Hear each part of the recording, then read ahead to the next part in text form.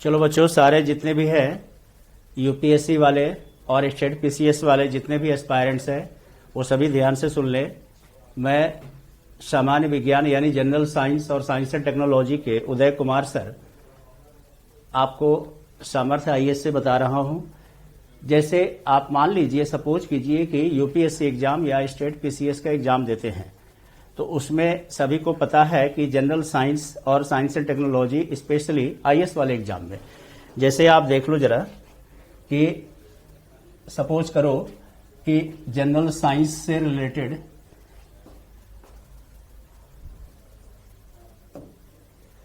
यहां पे सारे लोग देखिए ध्यान से कि जैसे मान लीजिए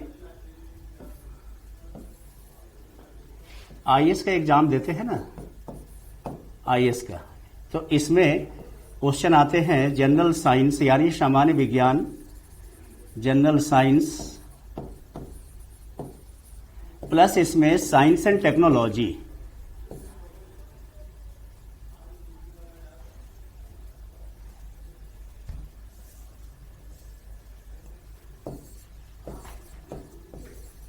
साइंस प्लस टेक वाला पोर्शन यानी टेक्नोलॉजी, विज्ञान एवं प्रौद्योगिकी। और जैसे मान लीजिए आपका सपोज कीजिए उत्तर प्रदेश पीसीएस का, Uttar Pradesh PCS UP PSC का एग्जाम देते हैं, तो जनरल साइंस से क्वेश्चन आते हैं 20 से लेकर के 25। और सपोज कीजिए आप बिहार के पीसीएस वाले बीपीएससी के एग्जाम देते हैं, तो इसमें भी 20 से 25 क्वेश्चन जनरल साइंस के होते हैं। और यूपीएससी में आईएएस वाले में क्वेश्चन जो होते हैं 10 to 15 क्वेश्चन, इसमें 1 क्वेश्चन कैरी आपको 2 मार्क्स के होते हैं, एक क्वेश्चन 2 नंबर के होते हैं जनरल साइंस के क्वेश्चन।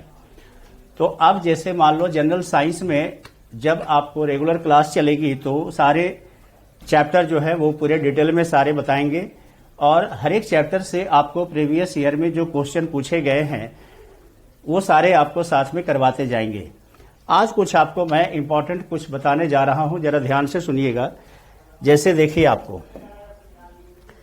सबसे पहले तो आप समझ ले कि एटम के बारे में, जैसे कोई भी मान लो एलिमेंट्स है, रासायनिक तत्व है, केमिकल एलिमेंट्स है, उसमें एटम के बारे में आपको जो क्वेश्चंस पूछे गए हैं यूपीएससी में, आईएएस में, उससे रिलेटेड कुछ मैं बता रहा हूं। जैसे आप सभी जानते हैं कि एटम जो है यानी परमाणु, एटम को हिंदी में क्या कहेंगे? परमाणु।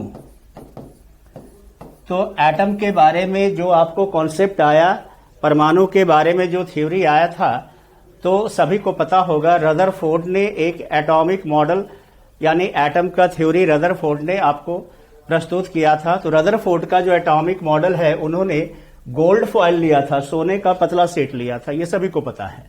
तो गोल्ड फॉइल जो लिया आपको, इसलिए मेटल में जैसे मान लो गोल्ड है, प्लेटिनम है, महंगे वाले जो धातु है, महंगे वाले जो मेटल है, तो उसके एटम का साइज चूंकि बड़ा होता है, इसलिए एक्सपेरिमेंट जो किया गया रदरफोर्ड के द्वारा, तो उसमें क्लियर सब कुछ नजर आया, क्लियर सब कुछ दिखा था, इसलिए उन्होंने गोल्ड का यानी सोने का पतला सेट लिया, थिन फॉइल लिया, और गोल्ड के एटम से उन्होंने क्या किया कि अल्फा पार्टिकल को पास करवाया था। इसी का नाम है अल्फा स्कैटरिंग एक्सपेरिमेंट।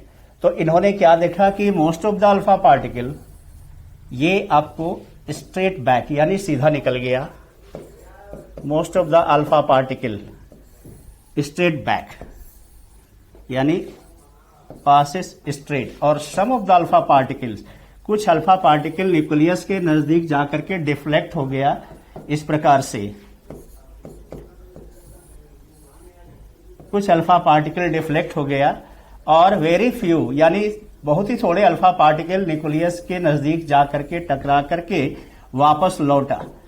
तो इससे क्या कंक्लूजन निकला था कि अल्फा पे, ये तो पहले क्लियर था कि अल्फा पे पॉजिटिव चार्ज है अल्फा पार्टिकल पे, और अगर मान लो न्यूक्लियस के नजदीक जाकर के, सेंटर के नजदीक जाकर के थोड़े बहुत अल्फा पार्टिकल डिफ्लेक्ट हो गया, मुड़ गया, और कुछ अल्फा पार्टिकल आपको 180 डिग्री 180 डिग्री से बाउंसिंग बैक वापस लौट गया। तो इससे ये क्लियर हो गया कि न्यूक्लियस जो है किसी भी एटम का पॉजिटिवली चार्ज है। न्यूक्लियस में कौन सा आवेश है? धन आवेश है, पॉजिटिवली चार्ज है। ये तो पहला पॉइंट क्लियर। और किसी भी एटम का जो न्यूक्लियस है उसमें एटम का मैक्सिमम मास यानी अधिकांश जो द्रव्यमान है वो कहां पे केंद्रित है, कहां पे कंसंट्रेटेड है? तो न्यूक्लियस में, नाभिक में।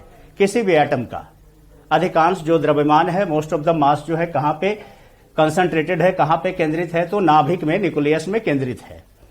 और जो अल्फा पार्टिकल आपको मैक्सिमम क्या हुआ? स्ट्रेट पास यानी सीधा पास होकर निकल गया।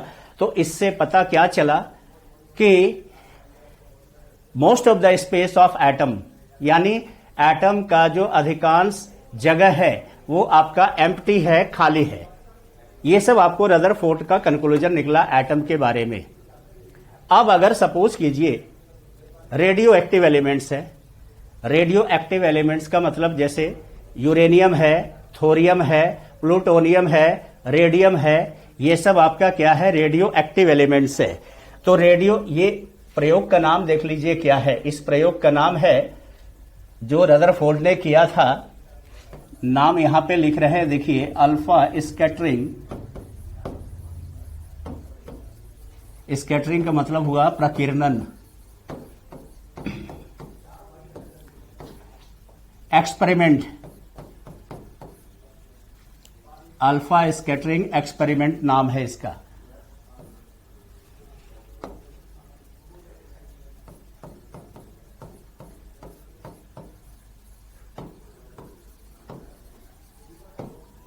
अल्फा प्रकीर्णन प्रयोग इसका नाम रखा गया था। रदरफोर्ड का जो एटम के बारे में जो बताया था रदरफोर्ड ने, उसी के बारे में आपको जो एक्सपेरिमेंट किया गया उसका नाम रखा गया था। अब जैसे मैंने कहा कि रेडियो एक्टिव एलिमेंट्स है, मान लीजिए यूरेनियम, थोरियम, रेडियम, ये सब अगर है तो उसके बारे में जरा समझ लीजिए।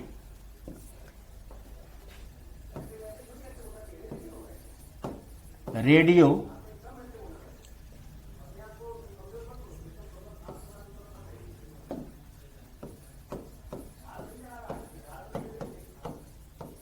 एक्टिव एलिमेंट्स,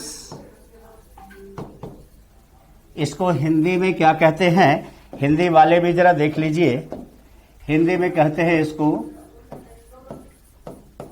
रेडियो सक्रिय तत्व कहते हैं हिंदी में। अगर मान लो रेडियो एक्टिव एलिमेंट्स है तो वो अनस्टेबल होते हैं, अस्थायी होते हैं। अस्थायी का क्या मतलब है समझिए। जैसे रेडियो एक्टिव एलिमेंट्स का एटॉमिक नंबर जनरली होता है मोर देन 82। ये परमाणु क्रमांक हिंदी में कहेंगे, परमाणु संख्या भी कहते हैं इसको हिंदी में। परमाणु संख्या जनरली मोर देन 82 यानी एटॉमिक नंबर 82 से ज्यादा है। जैसे मान लीजिए यूरेनियम है, यूरेनियम का 92 और 235 मास नंबर यानी द्रव्यमान संख्या है। एटॉमिक वेट भी कह सकते हैं इसको, परमाणु भार है। 92 क्या है? नीचे में जो लिखा हुआ है 92 परमाणु क्रमांक है, एटॉमिक नंबर है। तो रेडियो एक्टिव एलिमेंट्स अनस्टेबल होते हैं। अनस्टेबल यानी अस्थायी है। अस्थायी का मतलब है कि उसके न्यूक्लियस में आप सभी जानते हैं कि परमाणु का जो केंद्रक है यानी नाभिक जो है वहां पे प्रोटॉन और न्यूट्रॉन पाया जाता है। प्रोटॉन पे पॉजिटिव चार्ज होता है, धन आवेश, और न्यूट्रॉन पे कोई चार्ज नहीं है, जीरो आवेश है, शून्य आवेश है उस पर। तो सारे प्रोटॉन पे पॉजिटिव चार्ज है तो उसके बीच में रिपल्सन फोर्स क्रिएट होता है यानी विकर्षण बल क्रिएट होता है। और किसी भी एटम से, न्यूक्लियस से, नाभिक से एक आपको फोर्स क्रिएट होता है। That force is known as nuclear force यानी नाभिकीय बल कहा गया है। तो जितने भी फोर्स होते हैं पृथ्वी पर, अर्थ पर, जैसे मान लो ग्रेविटेशनल फोर्स है, गुरुत्वाकर्षण बल है, जैसे मान लो स्ट्रॉन्ग न्यूक्लियर फोर्स है, मजबूत नाभिकीय बल है, वीक न्यूक्लियर फोर्स है, कमजोर नाभिकीय बल है। एक होता है इलेक्ट्रोस्टैटिक फोर्स होता है, स्थिर मतलब स्थिर वैद्युत बल कहते हैं उसको। तो जितने भी फोर्स आपका, जितने भी बल है, फ्रिक्शनल फोर्स भी होता है, घर्षण बल भी है। तो सारे फोर्स में सबसे स्ट्रॉन्ग वाला फोर्स यानी सबसे मजबूत वाला जो फोर्स है वो आपका न्यूक्लियर फोर्स है। और कौन सा, स्ट्रॉन्ग न्यूक्लियर फोर्स। तो न्यूक्लियर फोर्स अगर स्ट्रॉन्ग है तो उससे जो आपका फोर्स क्रिएट होगा और प्रोटॉन के बीच में जो रिपल्सिव फोर्स क्रिएट होगा, अगर न्यूक्लियर फोर्स मान लीजिए स्ट्रॉन्ग है, ज्यादा है, तो सारे प्रोटॉन को न्यूक्लियस में ही आपको बाइंड करके रखेगा, बांधे रखेगा नाभिक में, उसे बाहर निकलने नहीं देगा। लेकिन रेडियो एक्टिव एलिमेंट्स में मैंने बताया कि एटॉमिक नंबर 82 या उससे ज्यादा है, जैसे यूरेनियम का 92 है। तो इसमें क्या है कि प्रोटॉन के बीच में जो रिपल्सिव फोर्स यानी विकर्षण बल क्रिएट हो रहा है, उत्पन्न हो रहा है, वो न्यूक्लियर फोर्स से ज्यादा हो जाता है और तभी वो अनस्टेबल हो जाते हैं, अस्थायी हो जाते हैं। और स्टेबिलिटी को गेन करने के लिए, अस्थायित्व प्राप्त करने के लिए सारे रेडियो एक्टिव एलिमेंट से रे निकलता है, किरण निकलती है। और किरण आपको 3 प्रकार की निकलती है। अल्फा रे यानी अल्फा किरण, इस पर चार्ज पॉजिटिव। बीटा रे यानी आपको बीटा पे कौन सा आपको है, बीटा पे नेगेटिव। और गामा रे निकलती है, गामा पे 0 चार्ज होता है, गामा किरण। तब तक निकलता रहेगा रेडियो एक्टिव एलिमेंट से जब तक वो स्टेबल नहीं हो जाए। यानी अगर मान लो प्रोटॉन के बीच में जो रिपल्सिव फोर्स है वो अगर कम हो गया, नाभिकीय बल यानी न्यूक्लियर फोर्स ज्यादा हो गया, तो समझिए वो स्टेबल हो गया, अस्थायी हो गया वो रेडियो एक्टिव एलिमेंट्स। तो स्ट्रॉन्ग न्यूक्लियर फोर्स अगर है, मजबूत अगर मान लो है न्यूक्लियर फोर्स, तो सारे प्रोटॉन को बांध के रखेगा, कहां पे, न्यूक्लियस में, नाभिक में। ये रेडियो एक्टिव एलिमेंट के केस में ऐसा होता है। तो ये तो मैंने मोटा मोटी आपको बताया कि एटम के बारे में, परमाणु के बारे में। एक आपको नॉर्मल एलिमेंट्स होता है, सामान्य एलिमेंट्स। जितने भी आपको तत्व खोजे गए हैं अभी तक, कितने तत्व खोजे गए हैं, 118 एलिमेंट्स अब तक खोजे गए हैं। इनमें से 94 एलिमेंट्स जो है, 94 एलिमेंट्स क्या है आपको बता देते हैं। 118 में से 94 ये आपका है नेचुरल एलिमेंट्स है, यानी प्राकृतिक तत्व है, नेचर में पाए गए हैं। ये नेचुरल एलिमेंट्स प्राकृतिक तत्व है, प्राकृतिक तत्व। और 24 एलिमेंट्स जो है, 24 ये क्या है, आर्टिफिशियल है, कृत्रिम तत्व है, आर्टिफिशियल एलिमेंट्स है, यानी लेबोरेटरी में वैज्ञानिकों ने इसको तैयार किया है। और टोटल 118 में से इनमें से 14 एलिमेंट्स जो है, ये 14 आपका क्या है, रेडियो एक्टिव तत्व है, रेडियो सक्रिय तत्व है, रेडियो एक्टिव तत्व हैं। तो इन्हीं के बारे में मैं बात कर रहा था कि रेडियो एक्टिव तत्व है तो वो अस्थायी है, अनस्टेबल है। अस्थायी क्यों होते हैं, ये मैंने बताया कि उसकी परमाणु क्रमांक जो है, यानी एटॉमिक नंबर जो है, वो जनरली 82 से ज्यादा है। और अगर 82 से ज्यादा प्रोटॉन, परमाणु क्रमांक का मतलब ही होता है, एटॉमिक नंबर का मतलब होता है प्रोटॉन का नंबर। किसी भी एटम में प्रोटॉन का नंबर न्यूक्लियस में कितना है, उसी से हम काउंट करते हैं एटम का एटॉमिक नंबर, यानी परमाणु का परमाणु क्रमांक या परमाणु संख्या। तो अस्थायी होते हैं, अनस्टेबल होते हैं रेडियो एक्टिव एलिमेंट। और अस्थायित्व प्राप्त करने के लिए उनमें से ये 3 आपको किरण जो मैंने बताया, अल्फा, बीटा और गामा रे, ये 3 किरणें निकलती है। तो अब जैसे जब अस्थायित्व को प्राप्त कर लिया तो अल्फा, बीटा और गामा रे निकलना बंद हो गया। जैसे मान लीजिए घड़ी में रेडियम लगा हुआ है, अंधेरे में चमक रहती है। आप देखते होंगे कि घड़ी में अगर रेडियम है तो अंधेरे में उसमें रोशनी निकलेगी, चमक रहेगी। अल्फा, बीटा और गामा रे उससे निकल रहा है और कुछ वर्षों के बाद उसकी चमक कम पड़ जाती है, एट लास्ट आपको चमक खत्म हो जाती है। इसका मतलब है कि उसमें से अल्फा, बीटा और गामा रे निकलना बंद हो चुका है। तो अब ये अस्थायित्व को प्राप्त कर लिया है। सारे रेडियो एक्टिव एलिमेंट अगर स्टेबल हो गए हैं तो समझिए वो कन्वर्ट हो जाते हैं, किसमें बदल जाते हैं, किसमें। चाहे मान लीजिए आपने मार्केट से खरीद के लाया है, यूरेनियम है, चाहे थोरियम है, चाहे रेडियम है, चाहे प्लूटोनियम है, कुछ भी आपने खरीद के लाया है, रेडियो सक्रिय तत्व, रेडियो एक्टिव एलिमेंट, वो अंत में जब अस्थायित्व को प्राप्त कर लिया, स्टेबल हो गया, तो वो कन्वर्ट हो जाते हैं लेड में, यानी पीबी में, सीसा में। ये तो मैंने एटम की बात की। अब थोड़े से आपको बताने जा रहे हैं तरंग के बारे में, वेव्स के बारे में। क्या बताने जा रहे हैं? देखिए, तरंग यानी वेव्स के बारे में। देखिए, तरंग जो है आपका, सबसे पहले समझिए, दो प्रकार के तरंग होते हैं, दो प्रकार के वेव्स होते हैं। एक होते हैं आपका अनुप्रस्थ तरंग, इंग्लिश में कहते हैं इसको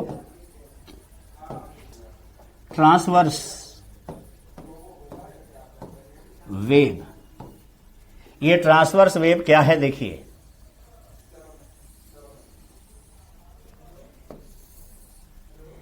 ये इसको कहते हैं क्रेस्ट कहते हैं, यानी आपको श्रृंग बोलते हैं हिंदी में।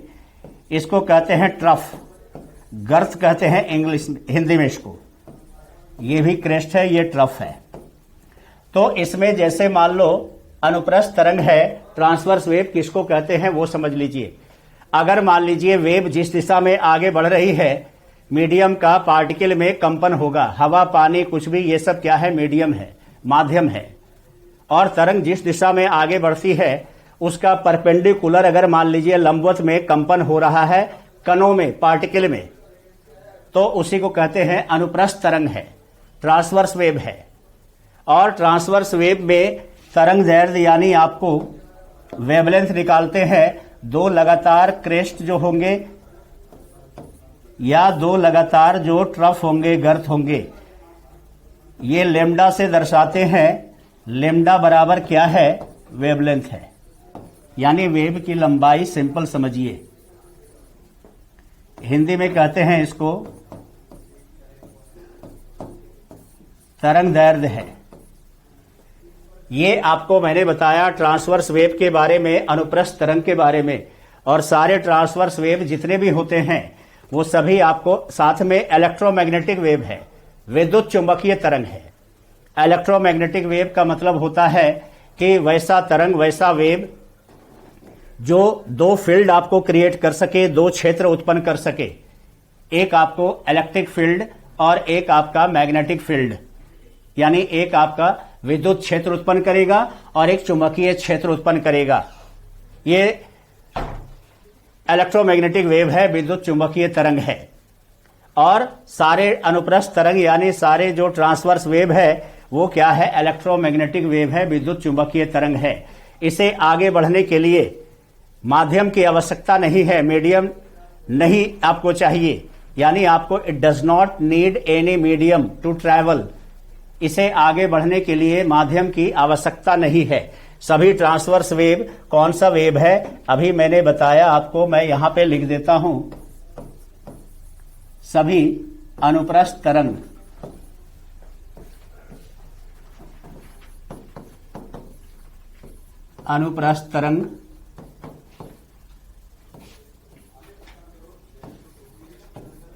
विद्युत चुंबकीय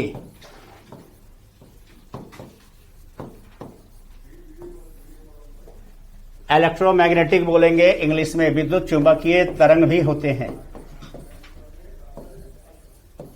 तरंग भी है। और जैसा कि मैंने बताया, इसकी गति जो रहती है, इसकी स्पीड प्रकाश की गति के बराबर है, लाइट के स्पीड के बराबर है। किसकी? अनुप्रस्थ तरंग की, यानी विद्युत चुंबकीय तरंग जो है। और इसे आगे बढ़ने के लिए माध्यम की आवश्यकता नहीं है। एक तरंग होता है, देखिए, एक तो अनुप्रस्थ बता दिए, एक होता है अनुदैर्ध्य तरंग। अनुदैर्ध्य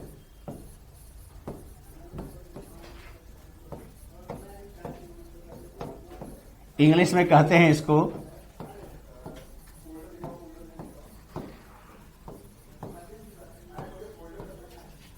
लॉन्गिट्यूडनल वेव। जैसे इसे आगे बढ़ने के लिए अनुदैर्ध्य तरंग को यानी लॉन्गिट्यूडनल वेव को आगे बढ़ने के लिए माध्यम की आवश्यकता है। हवा, पानी, लोहा, कुछ भी आपको जरूरत है, मीडियम चाहिए इसे आगे बढ़ने के लिए। और किसको कहते हैं लॉन्गिट्यूडनल वेव। जैसे मान लीजिए तरंग जिस दिशा में आगे बढ़ रही है, अगर माध्यम के कणों में कंपन इस तरह से, मेरे हाथ तरफ देखिए, इस तरह से टू एंड फ्रो इस तरह से कंपन हो रहा है, और माध्यम के कण जो है, पार्टिकल जो है मीडियम का, वो तरंग के साथ में आगे बढ़ गया along the parallel to the wave, तो उसी को कहते हैं आपको अनुदैर्ध्य तरंग है, लॉन्गिट्यूडनल वेव है। जैसे ध्वनि तरंग जो है, देखिए उदाहरण क्या हो गया,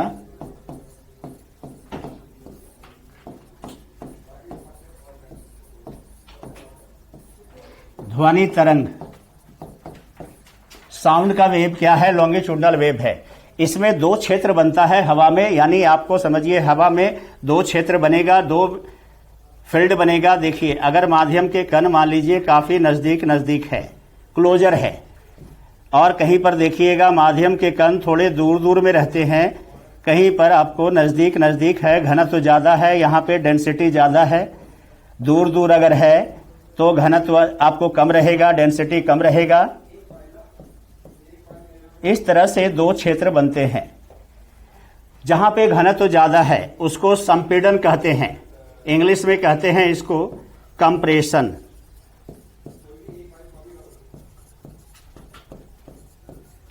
हिंदी में क्या कहते हैं, संपीड़न। जहां पे घनत्व कम है उसको कहते हैं रेयरीफैक्शन, हिंदी में विरलन, घनत्व कम है, रेयरीफैक्शन हिंदी में कहते हैं विरलन। तो इसमें जो तरंग दैर्ध्य निकालते हैं, यानी वेव का जो लेंथ निकालते हैं, वेवलेंथ, इसमें किस तरह से निकालते हैं, दो लगातार आपको कंप्रेशन भी ले सकते हैं, या मान लीजिए दो लगातार आपको ये रेयरीफैक्शन भी ले सकते हैं। और वेवलेंथ अगर है, तरंग दैर्ध्य है, तो इसको किससे दर्शाएंगे, लैम्डा से ही दर्शाएंगे तरंग दैर्ध्य को।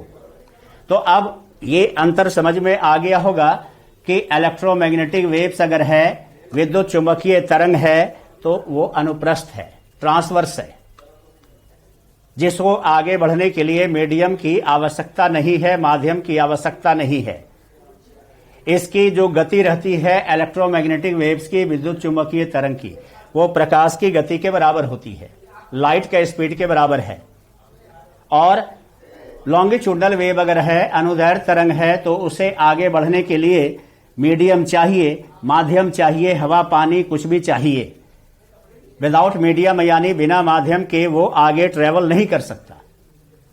जैसे ध्वनि तरंग मैंने बताया, साउंड का वेव, वो क्या है, लॉन्गिट्यूडनल वेव है। सबसे आपको मेन डिफरेंस जो है इन दोनों तरंग में कि दोनों की स्पीड जो है काफी अंतर है, गति में काफी अंतर है।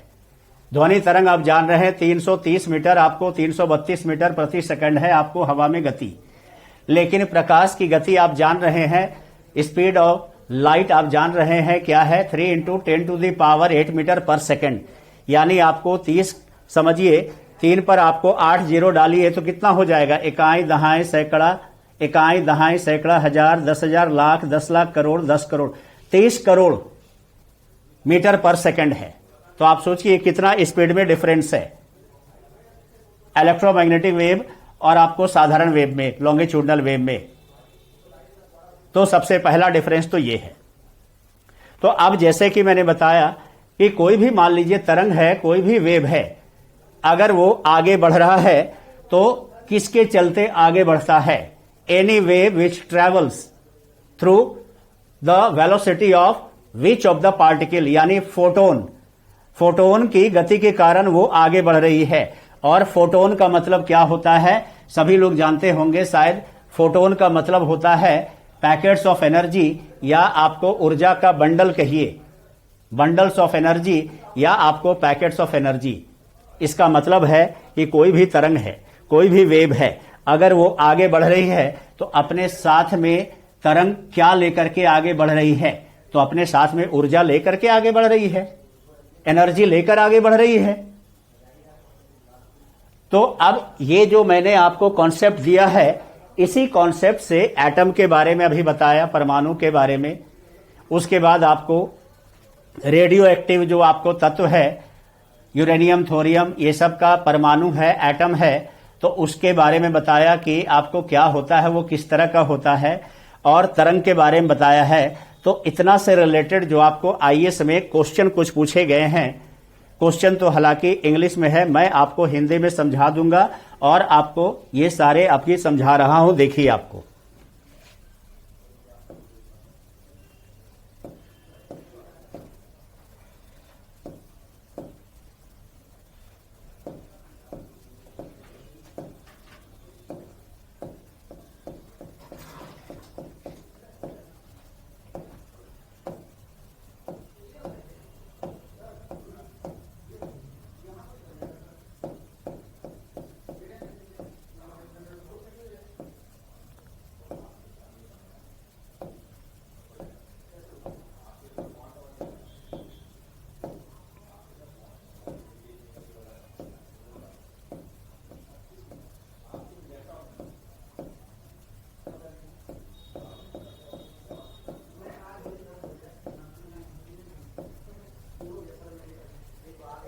अभी आपको मैं क्वेश्चन समझाने वाला हूं। ये अभी जो मैंने बताया है इतने टॉपिक, जैसा कि आप जान रहे हैं, मैंने बताया कि सामर्थ्य आईएएस के तरफ से मैं सामान्य विज्ञान के Uday Kumar sir, general science के, अभी मैंने आपको बताया है। तो ये आप समझ लो कि इसके बाद जो आपका जो नेक्स्ट आप वीडियो देखेंगे उसमें इसी से रिलेटेड, इसी टॉपिक से रिलेटेड आपको कुछ क्वेश्चन बताने वाले हैं, ठीक है।